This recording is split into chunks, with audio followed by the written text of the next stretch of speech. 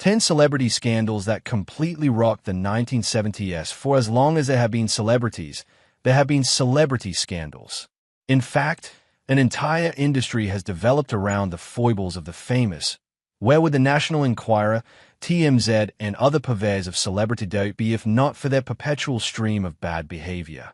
The 1970s proved to be a particularly rich decade in this respect, with sex, drugs, and rock and roll becoming the rallying cry, and no shortage of famous folks eager to partake in all three.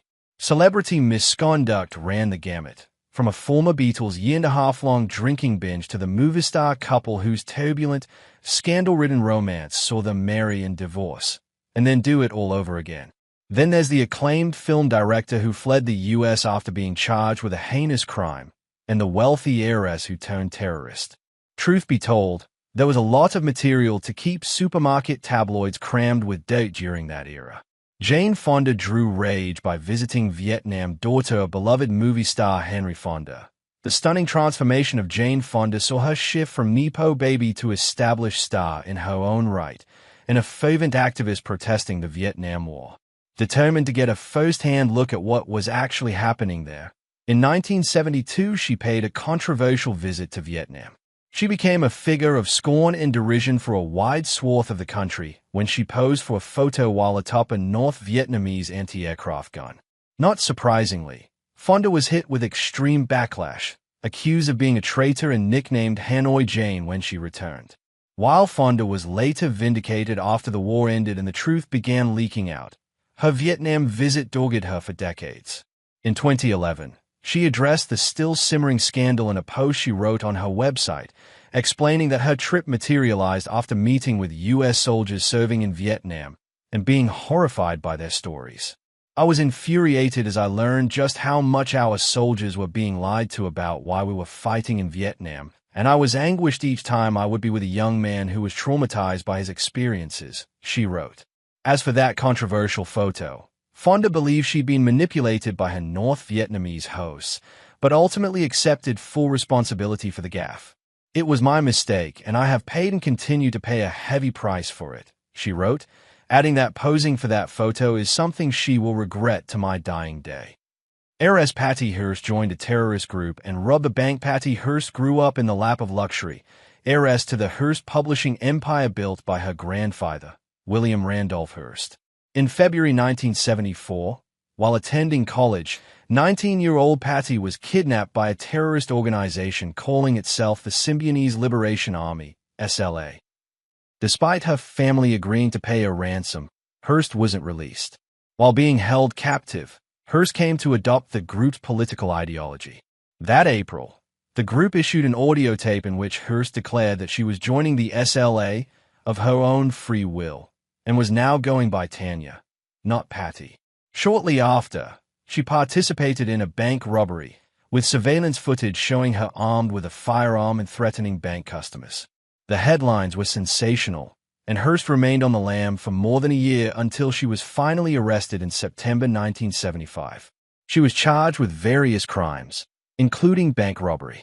Her family hired famed lawyer F. Lee Bailey, whose defense contended that Hearst was suffering from Stockholm Syndrome, a psychological phenomenon in which kidnapping victims begin to develop sympathetic feelings for their captors.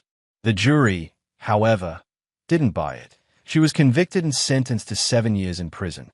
Her sentence was later commuted by President Jimmy Carter after she'd served just 22 months. Following her release, Hearst married her bodyguard, former San Francisco cop Bernard Shaw. Years later, filmmaker John Waters cast her in his 1990 film Cry Baby, which sparked an unexpected acting career that included a few of Waters' other films, in addition to movies such as Biodome and TV series including Son of the Beach and Veronica Mars. John Lennon had a drunken lost weekend after splitting from Yoko. During the late 1960s and early 70s, few celebrity couples were more ubiquitous than John Lennon and Yoko Ono. From their bitterness and other peace-promoting publicity stunts to co-hosting The Mike Douglas Show for an entire week, the former Beatle and his avant-garde artist wife were seemingly everywhere. However, what fans didn't know about their relationship was that cracks had formed, and in November 1973 they abruptly split up. Lennon immediately took up with the couple's assistant, May Pang, thus entering an 18-month period of drunken debauchery now known as his Lost Weekend. Lennon's partner in crime was singer-songwriter Harry Nilsson, and the tipsy twosome tore up L.A.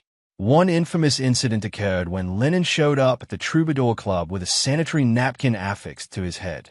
As Circus Magazine, via The Guardian, reported, the club's server brought the boozy Beatle drink after drink until, when he began to leave, she asked if he was planning to tip her. "Don't you know who I am?" Lennon slurred. "You're some jerk with a Kotex around his head," she responded. He left in fury, without tipping. Another night, in that same club, Lennon and Nilsson drunkenly heckled a performance by the Smothers Brothers. Lennon had to be forcibly removed, knocking over several tables as he was thrown out of the club by bouncers. On the way out, he threw a punch at a 50-ish woman who attempted to take his photo. She filed charges, alleging battery. Ultimately, he managed to reconcile with Ono, with the two getting back together in February 1975. They renewed their vows the following month, and remained together until his 1980 motor Sonny and Cher got divorced, then reluctantly reunited for a new TV show after their solo shows bombed. Folk-pop duo Sonny and Cher made a splash in the mid-1960s with such hits as Bang Bang, The Beat Goes On, and I Got You Babe. By the end of the decade, however, the hits stopped coming and the crowds grew smaller. Taking their act from theaters to nightclubs, they retooled into a cabaret act that featured a heavy dose of comedy after realizing their unstage banter garnered big laughs.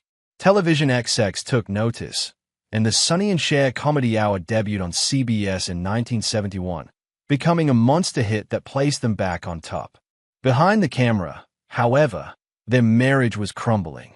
In 1974, at the height of the show's success, they split up, with Cher describing the marriage, via The Independent, as involuntary servitude.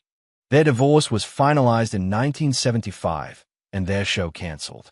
They returned with individual variety shows, Cher and the Sonny Comedy Review, but both shows tanked in the ratings. In the midst of all this drama, Cher married Allman Brothers singer and keyboardist Gregg Allman. Cher's relationship with Allman was lightning fast, and she filed for divorce just 9 days later, although they later reconciled and had a baby together, Elijah Blue Allman, born in July 1976. Meanwhile, she reunited with Sonny Bono for one more kick at the television can, with the Sonny and Cher show debuting in the fall of 1976. Given all the tragic details about the end of Sonny and Cher's marriage, viewers who loved watching spouses